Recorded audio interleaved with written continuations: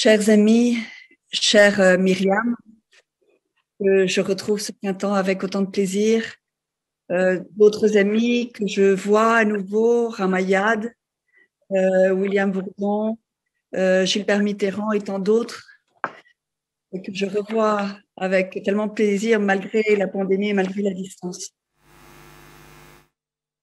Alors que le printemps s'installe et que l'espoir de la vie renaît malgré cette pandémie qui nous sépare physiquement, nous voilà réunis pour célébrer ce Nowruz, qui marque l'aube de 1400 années dans le calendrier iranien. Et comme lorsque, au plus profond de la nuit, le jour se lève, nous fêtons déjà avec espoir la fin des terribles ténèbres du régime de Khamenei et l'avènement en Iran de la lumière, celle d'une république fruit de la volonté du courage de tous les Iraniens. Parce que pour moi, ce Nowruz, c'est un Nowruz d'optimisme. Un Nowruz où je vois déjà une république nouvelle en Iran qui ne peut naître qu'au lendemain d'élections véritables, d'élections libres, d'élections justes, et non pas d'une comédie de démocratie qui, comme aujourd'hui, a été mise en place pour bâillonner le peuple iranien et endormir la conscience du monde.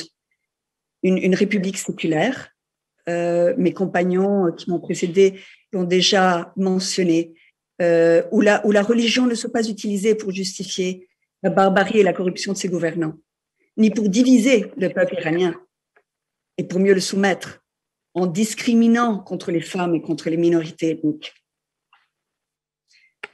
Une république, enfin, à l'image de cette résistance iranienne que nous aimons tant, où femmes et hommes travaillent coude à coude pour transformer la dévastation de l'Iran par les mollahs et leurs gardes révolutionnaires en un jardin de paix pour l'émerveillement du monde. Je sais que certains d'entre vous trouvent cette attente longue et la nuit sans fin. Mais je sais d'expérience que c'est juste au moment où l'on est au plus sombre, au point de perdre l'espoir, que la route tourne et que tout change. Cela m'est arrivé quand j'étais en captivité, après 7 ans de captivité, au moment où je croyais que j'avais devant moi encore 7 années supplémentaires d'horreur, de violence, d'abus, loin des miens. Et juste à ce moment-là, j'ai été spectaculairement libérée. Alors voilà pourquoi je suis optimiste. Voilà pourquoi je veux célébrer cette nouvelle année avec vous tous, parce que je sais dans mon cœur, dans mon intuition, mais aussi comme fruit de mes observations politiques et de mon analyse des faits historiques dont nous sommes témoins, que nous assistons à la fin de l'obscurité de l'ère des mollahs. Je pense par exemple qu'il y a quelques semaines, ce février passé, l'Iran a vécu une vague de protestations sans précédent. Dans le sud-est des provinces du Sistan et de Baloutchistan, les gardes révolutionnaires venaient de tuer 40 personnes, comme toujours dans la folie barbare qui les caractérise. Mais la population a réagi avec colère et elle a pris d'assaut les bureaux du gouverneur des provinces et le QG des gardes révolutionnaires pendant toute une journée. Et ce qui est nouveau et significatif, c'est qu'après les 40 meurtres qui ont suivi l'assaut des gardes révolutionnaires, la population, au lieu d'avoir peur de la répression et de se disperser, eh bien, elle s'est ragaillardie, elle s'est rassemblée et elle a contre-attaqué. Alors, cette information n'est pas connue de notre côté du monde. Les médias n'en parlent pas ou peu. Ces renseignements sont étouffés car les dictateurs savent que tous ces signes sonnent la diane de leur départ. Plus encore, il y a quelques semaines, et nous l'avons déjà aussi évoqué, malgré l'offre de l'administration Biden pour réengager des pourparlers diplomatiques et remettre à l'ordre du jour les négociations sur le nucléaire, les mollahs ont accru leur belligérance dans la région et ont multiplié les violations au plan d'action conjoint en signe de refus. Mais la réalité est que, au-delà d'une rhétorique revancharde, le régime ne peut plus se permettre d'autoriser des inspections sur le nucléaire à l'intérieur de ses frontières. Parce que contrairement au discours du gouvernement iranien, il a été démontré qu'il n'a pas déclaré toutes ses installations nucléaires et qu'il a continué sa politique d'enrichissement d'uranium à des fins militaires. Toujours du mensonge, toujours de la tricherie.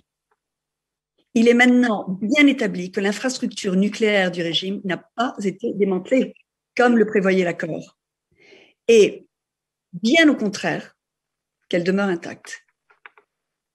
Qui est plus, le gouvernement iranien continue d'avancer dans la construction de ces centrifugeuses. Alors évidemment, il ne peut qu'accuser les États-Unis d'avoir rompu l'accord pour se laver les mains, pour faire distraction, mais surtout, et malheureusement pour nous, de maintenir les gouvernements de l'Europe en laisse. Car ces événements qui sont la démonstration flagrante de la fragilité existentielle de la dictature iranienne montrent aussi que comme un dragon qui agonise, cette dictature donne encore des puissants coups de queue. Elle a réussi à mettre en sourdine les consciences qui en Europe s'insurgent contre la violation des droits de l'homme en Iran. L'Europe a même balayé sous le tapis l'attentat terroriste de Villepinte du 30 juin 2018, perpétré contre nous tous qui étions présents, mais aussi contre la France, contre la Belgique et contre l'Allemagne. Et avec le prétexte de ne pas endommager les possibilités d'un nouvel accord sur le nucléaire, dont nos pays ont en fait donné un passe-droit au terrorisme international des mollahs. Les émissaires iraniens ont justifié leur action criminelle en argumentant une légitime défense du régime contre une opposition politique désarmée, mais qui, tenez-vous bien, selon leur propre dire, les intimide. L'Europe ne peut pas valider ce cynisme.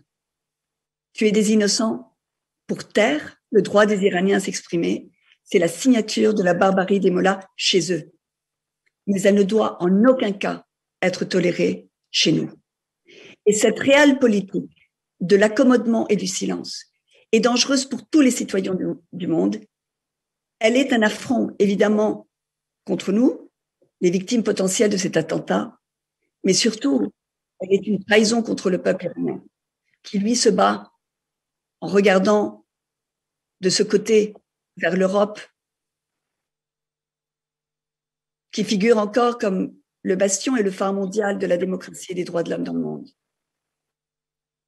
Alors que le régime des mollahs s'essouffle dans son bain de sang, comment est-il possible que nos gouvernements de l'Europe lui donnent de l'oxygène pour combattre nos valeurs sur notre territoire et n'assument pas une position ferme après l'inculpation rendue par la Cour de justice belge contre le diplomate iranien et ses 3 complices.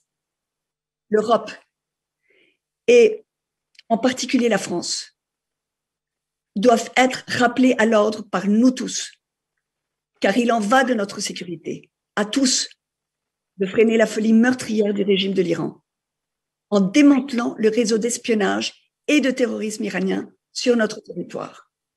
Ne pas le faire équivaut à un acte de trahison de la plus haute gravité, et chacun individuellement sera tenu responsable par le verdict de l'histoire de nos nations.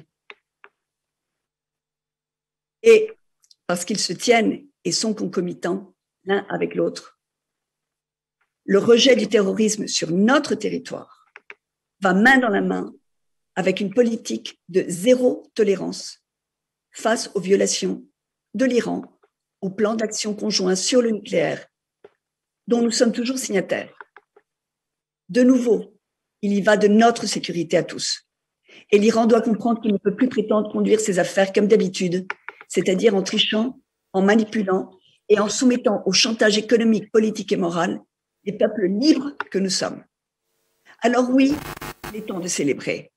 Il est temps de célébrer cette nouvelle année et les signes de l'écroulement de la dictature iranienne. Oui, il est temps de célébrer, avec la conscience que nous portons les drapeaux de la dignité humaine et de la liberté haut dans le ciel de notre détermination, avec tous les membres de la résistance iranienne, où qu'ils se trouvent, à Auvers ou à Ashraf, Troyes, ou n'importe où dans le monde. avec Myriam Rajavi, leur étoile guide, et avec tous ceux qui, de par le monde, se battent pour leur cause. Il est temps de célébrer, oui, ce jour nouveau, avec notre appel de justice et de fraternité, qui porte fort et loin, alors que nous renouvelons aujourd'hui notre engagement de contribuer à la libération et à la victoire de millions d'Iraniens qui se battent contre la tyrannie sans fléchir. Et c'est en pensant à eux et en remémorant la tradition iranienne des 7 S, dont certains mets, j'ai vu, qui étaient exposés à côté de Myriam, et qui symbolisent l'amour, l'abondance, la patience, la renaissance, la prospérité, la santé et la fertilité. Donc, en ce début de printemps, politique et spirituel, je vous souhaite à tous un très, très joyeux Nowruz.